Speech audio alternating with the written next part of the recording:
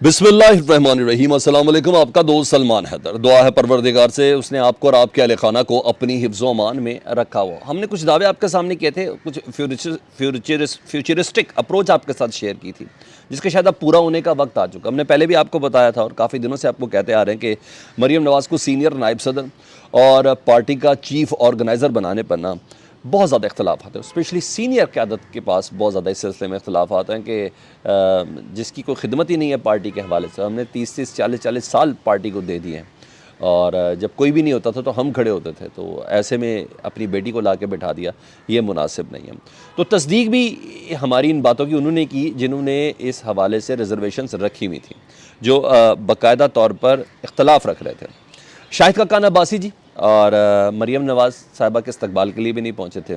पहुँचे तो दीगर अफराद भी नहीं थे, जिसमें उनके चाचू भी नहीं पहुँचे थे, इसहाक डार साहब। वो सलामी की तैयारी कर रहे थे। लेकिन शाहिद खाकान अब्बासी उस वक्त पेशावर में ना एक कॉन्फ्रेंस कर रहे थे, ठीक है जी, और उस कॉन्फ्रेंस के अंदर वो शरीक थे। और ये आगाज़ है जो मैं आपको आगे बताने लगा हूँ ना, ये बेसिकली आगाज़ है। कुछ ऐसे लोग होते हैं जो शाहिद खाकान अब्बासी की तरह बबांगे दोहल अपने इख्तलाफात का जिक्र कर देते हैं। कुछ होते हैं जो खामोशी से इस पैराए के ऊपर इस सोच को साथ लेके चल रहे थे कि हाँ वाकई जाती हुई है। तो ऐसे बहुत सी खामोश लोग हैं जो सपोर्ट करते हैं शाहिद खाकान अब्बासी को, बहुत से नहीं। मुझसे कोई हलफन कुरानन बात कर लेना, एक शख्स भी ऐसा नहीं है सीनियर क़यादत में, पूरी लॉट में, जो इस बात पे इख्तलाफ ना रखता हो कि मरियम बीबी को चीफ़ ऑर्गेनाइज़र क्यों बनाया, मरियम बीबी को नया पंजाब के वज़ीर आला बनाने के लिए क्यों तैयार कर रहे हैं, मरियम बीबी को सीनियर नायब सदर क्यों बनाया। हाँ, आपके सामने नहीं बोलेंगे, ऑफ द रिकॉर्ड सब कुछ हमारे साथ भी बात करते हैं कि बड़ी ज़्यादती है, बड़ा जुल्म है, अब क्या करें। इतना कुछ बोल चुके इमरान खान के ख़िलाफ़ कि नज़रें नहीं उठा सकते कि उस तरफ जाएँ। इतना कुछ बोल चुके हैं माजी में, हम इतना कुछ कर चुके हैं, नहीं जा सकते। लेकिन बहरहाल ये चीज़ है। दूसरा, मिफ्ता का इख्तलाफ भी आपको देगा, शाहिद खाकान अब्बासी उधर, मिफ्ता साहब एक आधे कुछ इशारे के वेट को रहा है। इस पर मरियम बीबी थोड़ी एहतियात कर रही है, क्योंकि मरियम बीबी, मिफ्ता साहब को सबसे बड़ा इशू बताऊँ क्या था मरियम बीबी से। मरियम बीबी ना ट्विटर के ज़रिए ना उनको हुक्म देती थी। मिफ्ता कहते थे मुझे ट्विटर के ज़रिए हुक्म ना दें, मुझे डायरेक्ट मैसेज कर दें कि कोई कीमत बढ़ गई है, कुछ किसी चीज़ का है, मुझे डायरेक्ट मैसेज कर दें। आप मेरी पोजीशन नाजुक करके आवाम के अंदर अपनी बल्ले बल्ले करवाने की कोशिश करती थी जब मैं वज़ीर ख़जाना था। तो ये चीज़ें नहीं थी। मतलब ये कि पार्टी क्राइसिस में है, टूट रही है, दरारें पड़ रही हैं और कैपिटल अपना लूज़ कर रही है। हुकूमत में मौजूद होने के बावजूद, मुस्लिम लीग नून वज़ीर आज़म रखने के बावजूद, सीनियर क़यादत की मौजूदगी में मरियम बीबी को मुसल्लत करना, ये सीनियर क़यादत अपने पास ज़्यादती तस्वुर कर रही है जी। वो कह रहे हैं ना कि शाहिद खाकान अब्बासी आ जाते तो ठीक थे। कल शाहिद खाकान अब्बासी ने क्या कहा जिसकी बिना पर मैंने आपसे इतनी तमीद बांधी है। टीवी प्रोग्राम था जी, उन्होंने कहा मेरी लीडर मरियम नवाज़ है ही नहीं, ये बात है। उन्होंने कहा इससे ज़्यादा मैं कोई बात नहीं कर सकता, मेरी लीडर मरियम नवाज़ नहीं, मेरा लीडर है नवाज़ शरीफ, और हाँ पार्टी का सदर है शहबाज शरीफ, बस इससे ज़्यादा मैं किसी के ज़ोर ज़बरदस्ती बोझ प्रेशर के साथ मैं सियासत नहीं कर सकता, ना ही मुझे करनी हो, ना ही सियासत कराई जा सकती है किसी ऐसे शख्स से। मतलब खुल के इख्तलाफ किया उन्होंने और बोलना शुरू कर दिया गया। तो ये पोजीशन है। साथ साथ उन्होंने ये भी कहा मरियम बीबी को सीनियर नायब सदर, शाहिद खाकान अब्बासी की सीट थी ना, उनको रिप्लेस किया ना मरियम बीबी ने। उन्होंने कहा सीनियर नायब सदर बनाते हुए मुझसे मशवरा तक नहीं लिया गया और यानी मेरा ओहदा दिया गया, नकारा बच गया। और मरियम बीबी के लिए बहुत बड़ा चैलेंज है।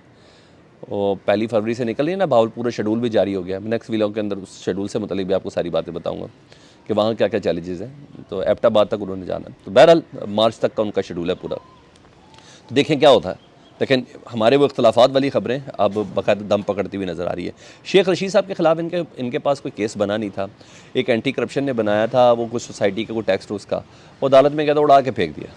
अब रही सही बात उनकी थी लाल हवेली वाला मामला, 10 महीने से औकाफ और यानी हुकूमत उनके ऊपर चढ़ी हुई है। 2 बार सील करने की भी कोशिश की गई है। पहली बार सील करने की कोशिश की तो अदालत से स्टे मिल गया, दूसरी बार सील करने की कोशिश की तो हमजा शहबाज थे तो परवेज़ अलाई साहब आ गए, तो वो भी उड़ा के रख दिया। और अब 10 माह से महकमा काफ लगा है। और अब सुबह FIA पहुंची है, को 4:30 पौने 5 बजे जब वो बात कर रहे थे मीडिया से कि लाल हवेली के 6.6 से 7 पॉइंट सील कर दिए। और खैर वो तो अपना जो फैसला करेंगे।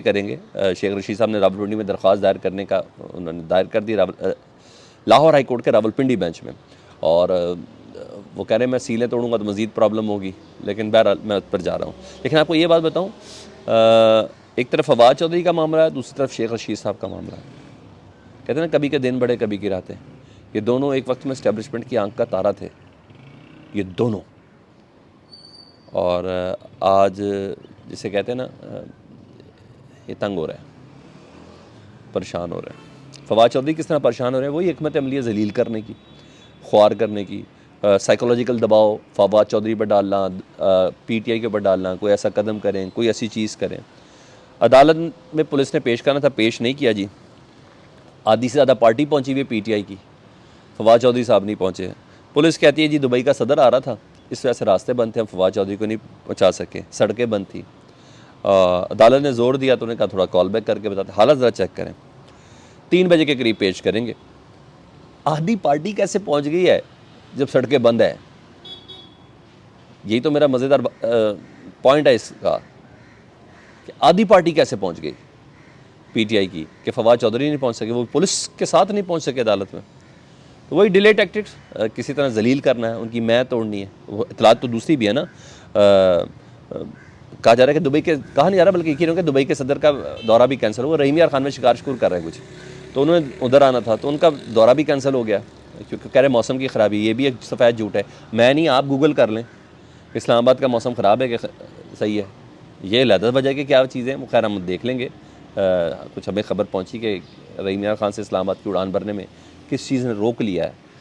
ऐसी कौन सी मसरूफियत दुबई के सदर की थी कि जिसको पूरा नहीं किया जा सका। तो बहरहाल वो एक अलग सी चीज़ है। और ये भी कहा जा रहा है कि फवाद चौधरी के ऊपर दौरान हिरासत तशद्दुद की भी कुछ ख़बरें हैं, शायद मेडिकल कुछ इस तरह का करवाना है कि मेडिकल की रिपोर्ट में तशद्दुद ना आए, ऐसी ख़बरें चल रही हैं। बहरहाल तो उसकी कुछ आगे डिटेल्स तो मैं आपको बता दूँगा। तो बहरहाल इस पैराए के ऊपर चल रहा है कि फवाद चौधरी को डिले टैक्टिक्स के ज़रिए जलील करना है, ख्वार करना है, मैं तोड़नी है, और इस तरह के पनिश करने की बात हो रही है। लाहौर हाई कोर्ट में ना पीटीआई ने एक दरख्वास्त दायर की थी जिसमें गवर्नर को तो फरीक नहीं ठहरा सकते, तो गवर्नर के प्रिंसिपल सेक्रेटरी को फरीक ठहराया था कि ये इलेक्शन की तारीख नहीं दे रहे। तो असद उमर दरख्वास्त करंदा थे और वकील थे बैरिस्टर अली ज़फ़र।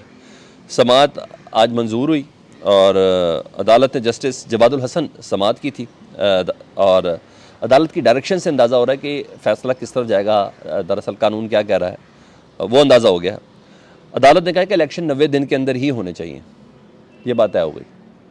अभी फैसला नहीं है, ये अभी समाअत कर 90 दिन के अंदर ही होने चाहिए, कैसे रोका जा सकता है। और सबसे पहले उन्होंने बैरिस्टर अली ज़फ़र को या पीटीआई को कहा या असद उमर को कहा, उन्होंने कहा आप सिर्फ प्रिंसिपल सेक्रेटरी या गवर्नर को नहीं बनाएं आप फ़रीक, आप इलेक्शन कमीशन को भी फ़रीक बनाएं। तो साथ ही फ़रीक बना के, और गवर्नर के वकील की कोई तैयारी थी नहीं, अच्छी खासी झाड़ पिलाई जज साहब ने गवर्नर के वकील को, और नोटिस जारी कर दिए जी गवर्नर साहब को भी और इलेक्शन कमीशन को भी 3 फरवरी तक मुलतवी कर दी गई है। उधर आज़म नज़ीर तारिक साहब वज़ीर कानून है जो पाकिस्तान के, वो कह रहे हैं कि निगरान हुकूमत में तौसीक़ की गुंजाइश मौजूद है, हालात देखने पड़ेंगे।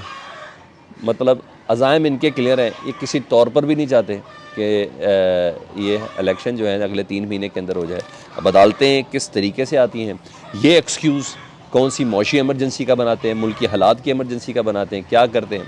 अभी जब मैं आपसे बात कर रहा था तो थोड़ी देर पहले पेशावर की पुलिस लाइन्स की मस्जिद के अंदर धमाका हुआ था।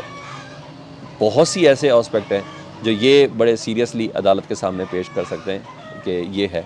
तो अब ये देखना है, अदालत चाहती है कि इलेक्शन हो, और इन्होंने हर तरीके से कोशिश करनी कि इलेक्शन में किस हद तक देरी हो सके। लेट्स सी, मैं भी देख रहा हूँ और आप भी देख रहे हैं, आगे क्या होता है। इस मज़ीद खबरों और अपडेट्स के साथ दोबारा आपके पास हाजिर होता हूँ। फीडबैक से मुतल्लिक ज़रूर आगे कीजिएगा। चैनल देख रहे हो अगर अभी तक आपने सब्सक्राइब नहीं किया तो चैनल सब्सक्राइब करते हैं। अल्लाहुम्मा सल्ली अला मुहम्मद व आले मुहम्मद।